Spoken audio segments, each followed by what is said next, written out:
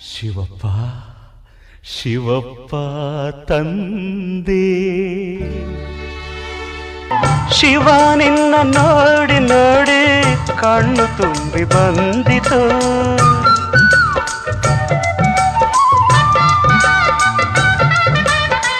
ನಿನ್ನ ಕರುಣೆ ಕಂಡು ಕಂಡು ಹೃದಯ ತುಂಬಿ ಹೋಯಿತು ಕನಸೋ ನನಸೋ